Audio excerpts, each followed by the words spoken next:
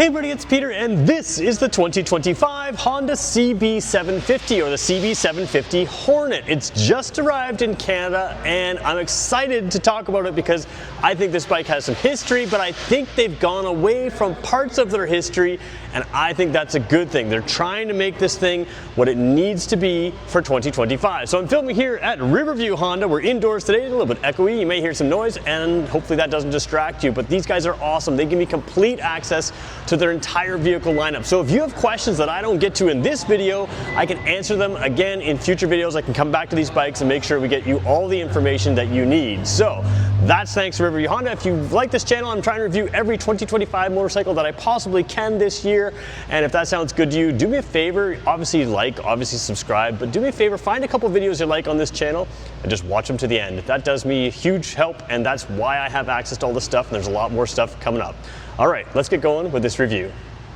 So normally at this point in the review, I put this bike in a category or in a class, but I want to talk a little tiny bit about the history of this bike because it matters for this one. I know this sounds like it's a boring history lesson, but hear me out. In 1969, Honda came out with this CB750 and it was a sport bike. Back then they didn't have fairing sport bikes and it blew the competition away. Kawasaki was ready to introduce a 750, but they were so concerned that Honda's was so good that they didn't think they could compete with the 750 and they came out later with a 950 to compete. So the CB750 was a 4-cylinder bike back in the day and it was a sport bike. Now fast forward to the 90s, my dad owned a 1993 or 97, somewhere in there, CB750. It was still a 4-cylinder, but it was no longer a sport bike in any real way. It was a standard bike. Now a standard bike is very comfortable, it's very practical, it's very versatile, and all those things are good. This bike retains that practical, versatile thing, but in 2025, if we look at the competition, a lot of sport bikes are going a little bit more comfortable, but still dialing up the sport, and that's what you have with this. So this is a true modern naked bike that's designed to be comfortable, but unlike staying with tradition, or instead of staying with tradition with the 4-cylinder, they've gone to a twin-cylinder. This is both lighter weight, it's going to be better handling, and they focused on lightweight in the right areas as well. So what you have is something that is, instead of copying the mechanics of the original CB750, it's copying the spirit of the original 750, and what this is a sport bike. If you look on the website, they're talking about it as a sport bike, but it's still comfortable. We'll show you the seating position in a second, but let's get going by looking at the components. We'll start with the front wheel like I always do.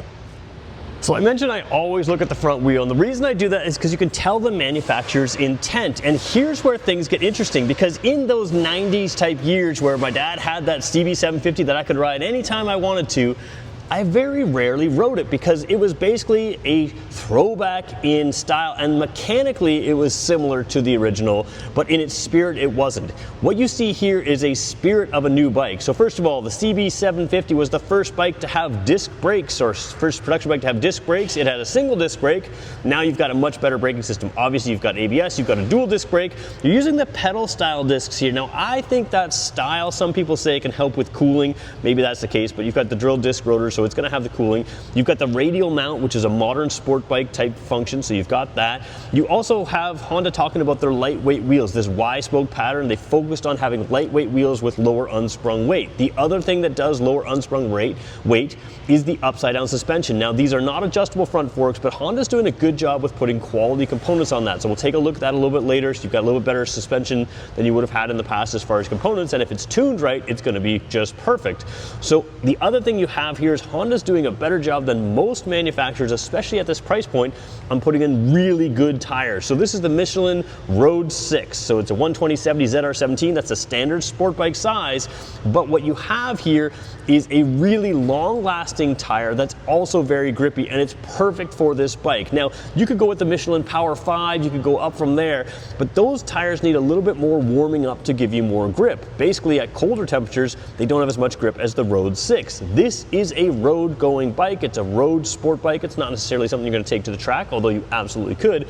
But for the average intent of the buyer here, you've got a perfect tire that's going to last a very long time, give you great wet traction, and it's not just wet traction from the tread pattern, it also has a unique silica pattern, or silica, basically a unique rubber compound that's going to be grippy in the wet, and it's of course long-lasting dry road and grippy, of course, dual compound tire. So really great tire, all the components here you would want for a sporty bike. Now let's move over and talk about the heart of this bike, the engine.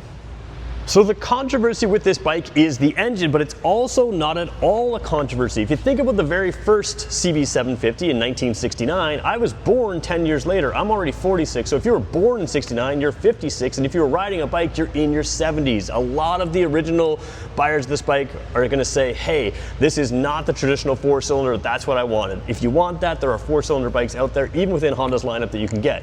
What this is, though, is for people that are too young to remember when the original came out, or even weren't even born yet.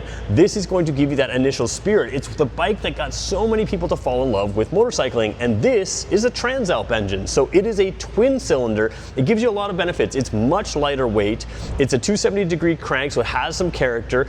It's a good torquey engine with high horsepower, so it's got great power throughout, and people love it on the Transalp because it is so sporty for an adventure bike. The other thing that does is they can move things forward, keep things down, and that's going to contribute to better handling. This thing feels like the CB500 to sit on, but it's a 750 with way more power, a lot more character, and a lot more fun. So you've got a lightweight engine, you've got a quick shifter in here. It's not, the quick shifter is not mentioned on the Canadian website. It is mentioned on the American website. They do focus on that. I don't know why it's not mentioned on the Canadian website, but it is on this bike. I'll show it to you on the other side later, or maybe I won't show it to you. It is there. And then you've got this compact engine, tilted forward, weight down low, and again, lighter weight. The other thing that you're finding is 2-cylinder engines are better for emission standards than 4-cylinder engines, so that means that they can tune this thing out, have some fun with it, and they're not trying to always fight emission standards around the world, which means they can sell this thing worldwide. The more it sells worldwide, the more accessories are made for it, and that's all good for us as a consumer as well. A lot of bikes end up with the pipe down here and they kind of cut it off. This one does have a silencer up top here, so you can obviously switch that pipe if you want to do something with it. Makes it a little bit better for aftermarket comparisons there. So that's what you've got in the engine. Let's take a look what it looks like to sit on this bike. So going back to the original CB750, it was a sport bike. That was what the class was, but it looked like a naked bike or a standard bike in today's categories. This is the same idea. It's going to be comfortable like a sport bike, or comfortable like a standard bike, but you can see that overly comfortable big seat that they used to have for 2 passengers. This is much more of a sporty design. I'm telling you for sure, your legs are in a nice angle here, but I'm telling you for sure, this thing feels like the CB750, or sorry, CB500. It feels like a 300. It is light and maneuverable. It does not feel heavy at all. I used to have a Kawasaki Z900 RSSE, so it's a little bit bigger engine, but it's a big 4-cylinder. This thing feels nothing like that. This thing feels nimble and light, and that's going to be what makes it more fun to ride. So combine, you've got basically you've got the quick shift you've got the quick shifter with the 6-speed manual, so you're going to have quick shifts. Combine it with an engine that is playful and torquey and has good horsepower, and put that in a lightweight bike, and suddenly you have something that is a blast to ride on the streets and certainly track capable. Now, overall seating position, you can see here, these mirrors aren't adjusted for me correctly, but you can see here, very comfortable. There's a gentle lean forward, but like the original CB750, it's comfortable. Now that matters because you can get Honda accessories. You can put a top bag on here, you can get a tank bag on here, you can put side bags on here, and suddenly you can turn this thing into a light tourer, but still keep that true lightweight sport bike. It is a do-everything bike, and that was the benefit of the original CBs. They weren't so focused as sport bikes that you couldn't use them for everyday life. Even if you just put the side bags on, soft bags, to take your daily, stuff to school or work or something like that, you can do that. And that's what's so great about this bike. So there's my seating position here. I'm about 6 feet tall, proportional 6-footer, and this thing is comfortable. And man, I keep saying how lightweight it is. It really is something that's special. So let's keep going through. So I don't usually give you such a close-up view of the rear tire, but I do want to show you this one. First of all, there's the tread pattern there of this Michelin Road 6. Again, it's got the big tread, but again, a lot of what gives you wet grip is that compound. The reason I'm focusing on this tire is they do something interesting in my opinion for the class. This is a 160 width tire. Some bikes in this class are going to go with a 180 width. I just rode the Suzuki GSX 8R, which is similar to the 8S. It has a 180 width tire. Now, couple things with the 160. A lot of people like the look of a wider tire. This one doesn't look narrow to me, but it is a little narrower. But the thing with this tire is it's going to be a little bit less expensive to replace. That's good. And the narrower tires sometimes help with that sort of flickability kind of feel, that sporty kind of feel. So that's, to me, what Honda's trying to do here is they're trying to keep that really lightweight handling. And I think that's a fine move for this bike. Now, if you really want the style of a bigger tire, maybe you could switch it out. I mean, it looks like it has some room, but again, I would leave it as is. And I think Honda's sort of trying to do what they say they're trying to do, which is trying to make this a sporty bike that is fun handling. And again, it's not about top speed on this bike. It's still got very high top speed. It's going to be very peppy on the road, but it's not trying to be a super sport. So it's, again, got to be fun on the road, and I think that tire is going to help. So a bit of a tight angle here. I do want to show you, these are your regular foot pegs here. No rubber padding on those. Sometimes they would have that on a bike aimed a little bit more at comfort. I don't have any I wouldn't expect any issues with vibration in these pegs here, but again, more of a sport bike look there, more of a sport bike style. So you do have your shifter down here, and it is tied to a quick shifter. Again, in Canada, that's not mentioned on the website, so I did want to point it out because I'm filming here in Canada, and people are going to ask if it has a quick shifter. If you're unsure, there's a quick shifter right there. So it is tied to a quick shifter here in Canada. Had to point that out. All right, let's take a look at the dash now. So taking a very tight look at the dash here, again, TFT display, it reflects more in the camera than it does in person, so it's going to be a little harder for you to see on camera than I can in person. But it is a very clear dash, not huge, but it does do a good job of giving you the information you need. Now, there are a variety of displays in here. I believe there's 3 different displays you can have in here, so that is something that's kind of nice to have. We're not going to do a full dash review, although if you would like a full dash review of this, by all means, please let me know, and we can go through some of that. So you do have some of the trip A, trip B, and the total kilometers down there. You've got liters per 100 kilometers, including a bar graph in there. You've got back to trip A there. So there's a lot of different things you can do. There's a lot of different menus you can go into here that give you a lot of information. This is general consumption information, but you can cycle through all kinds of different things. So one of the things that I like to talk about on this dash is the clarity. Like I said, you can switch around different views and that kind of thing, but even just like this, you've got your gear indicator. It's a color indicator. Hopefully you can see that it's green. Sometimes the colors kind of fade in here. You've got a tachometer that runs basically straight up the bike. A lot of time they have these funny shaped tachometers. It's a little harder to tell at a glance where you are in the tach system. You've got a fuel gauge that does blink when it's low. You can see what that is there. So a lot of different things going on here that are nice and clear, but you've got a constant clock, constant temperature, and then a bunch of other things you can cycle through. Basically, I would give this dash very high marks. And the other thing that's high marks is the controls on this bike. We should talk about some of the things. You've got some traction control with some wheelie control in there, so that's kind of nice. You can keep that bike on the ground. Again, being such a lightweight bike, it can be very playful, so having those electronic things in place can help you out. But again, the way this dash is controlled is also well laid out, especially for the way Honda does things. So let me show you that right now. All right, so zoomed in here, hopefully you can see the controls. There is a slipper and assist clutch. That means it's very lightweight. It also means if you were to downshift and dump the clutch and if you didn't have the system, you're at more risk of the rear wheel skidding just from the engine braking, whereas this is gonna help the clutch to slip instead. It's a racing feature that's also good for beginners, so it's just a good all-around feature for everyone. Over here, there's a little trigger there. You can see if I push it out right there, that's your high beams on. If I keep it in, that's just your standard lights, so that's the standard position, and you still have the flash to pass. So that works really well. You have your mode button here to cycle through your ride modes and cycle through that kind of thing. And then this is essentially a little joystick that you can sort of easily feel and you can control a lot through the menus.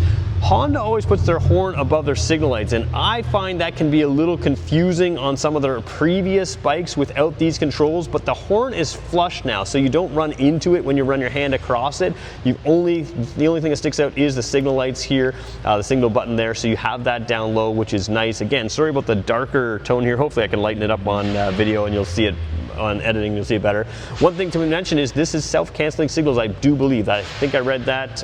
Haven't tried it here in Canada, but I did read that on other ones, so I would assume that is the case. It does have a little different feel, and of course you can cancel them yourself if you're just doing something like a lane change or you just want to cancel them anyways. The other nice thing is for a sporty bike, you do have a handlebar here. So handlebars allow you more mounting options for things like GPSs, cell phones, whatever you would want to mount. Over here on the far side, you have a kill switch, start switch, and the 4-way flash flashers, which is nice. And the brake lever here is adjustable. It has 6 positions of adjustment. So you can have that brake lever not only fit your hands, but also have the grab exactly where you want it. So if you want to grab a little closer to you, a little further away from you, closer to you, or further away, you know, whatever you want, you can adjust that there. So that is nice. The clutch lever, not adjustable as is. I should mention the suspension as well. We were going to talk about that. I'll show you the front suspension a little bit better from the top. But I do want to mention the rear suspension is 10 levels, I believe, of preload adjustment. Front suspension is not adjustable, but I do want to show you those quality components here. So I'm fully wide angle just to show you where I am. It's going to kind of skew the views of the edges. We're going to zoom all the way into the top of the fork tube there. And that is the Showa separate function fork big piston. It's a 41 millimeter. So again, this upside down fork, non-adjustable, but again, quality components. So what that means is it's got a spring in one side. It's got it's different in each side, and what that does is it reduces some of the friction, reduces some of the weight. All of this makes it good, and if it's tuned right, these forks in particular have been very good on many, many bikes. So what you need to do is make sure that Honda tunes it right. Now, I have a lot of faith in Honda. Haven't had a chance to take this bike out yet, hoping to do that. If you're watching, I'd love to take it out for a ride. But again, this is a quality component, and when these forks are in place, they tend to be very, very good on bikes, even if they're not adjustable. It's kind of becoming the standard for this class, and it all comes down to how the manufacturer tunes it. And again, Honda's pretty good at that, and they're so focused on this being a sporty yet comfortable bike. I think they're going to nail it on this. So let's talk about who this bike is for. And the reason I'm so excited about this bike is because I just drove the Suzuki GS X8R, which is an 8S8R, which is a competitor to this, and this class of bike is really good. The Suzuki was really good, but what Honda has done here is given us the sport bike we want for the streets while still being comfortable, and then Honda puts up a bunch of accessories right from Honda, and again, being a Honda CB750, they're going to be accessories outside of Honda as well. So what I love about motorcycles is they're versatile. So my ideal street bike is something that is sporty, comfortable, and versatile, and that's exactly what this thing is. So that makes me really excited because Honda has put in a number of things that I love. First of all, it's very, very lightweight. It feels even lighter than the specs would say, and that's impressive. The twin-cylinder engine, instead of sticking with the traditional 4-cylinder, allows this bike to meet the character of what it was when it came out in 1969, but in a modern sense. So I'm perfectly happy with the twin-cylinder. I'm not someone who says you got to stick with the 4-cylinder simply because when they were sticking with the 4-cylinder and they kind of had laid out geometry, it was just an average bike that could do a bit of everything, but it wasn't as fun as this one is all set up to be. So what you have here is a fun street bike that feels like a beginner bike as far as sitting on it, but gives you the power that you would want for a bike you can keep for everything. And if you want to tour with it, dress it up with accessories. If you want to just keep it as a round town sport thing, no problem. You want to commute with it, whatever you want to do, this bike can do it in its class. I think it's priced fairly. I think it's really, really good. And again, it's Honda. Honda reliability is going to be fantastic. And we know the engine is already out in the Transalp, so it's not like anything's really that new here. You've got something that's been out for a while, and this should be an exceptional bike. So Honda Canada, if you're watching, I'm sure you're not still watching this far, but I would love to take this out for an extended ride. If you're watching, I'm getting more and more manufacturers to work with me, so that's a helpful thing. But yeah, this bike really hits all the marks of a bike that you could buy and keep, and it'll do everything for you. And Honda saves you from some hassles. A lot of bikes in this class are still putting cheap tires on. You've got good tires. A lot of bikes in this class are still putting relatively inexpensive suspension on. Sometimes people want to update that, upgrade it over time. You don't have to do that. Comfortable, sporty, fun, versatile. This thing checks all the boxes, along with that quick shifter that's not mentioned on the Canadian website that I could see. This thing is going to be a really exciting bike, and I think it's going to do really well for Honda because they went back to what works. It's the formula of fun rather than the formula of a certain architecture of 4 cylinders versus 2 cylinders. So this bike's ready to go. It's here at Riverview Honda right now. If you want to take it home, you can do that. And trust me, this thing should not last long. It is a top of the segment type bike. So there you go. There's my review of my first review of the CB750 for 2025. An excellent, excellent bike. We'll talk to you in the next one.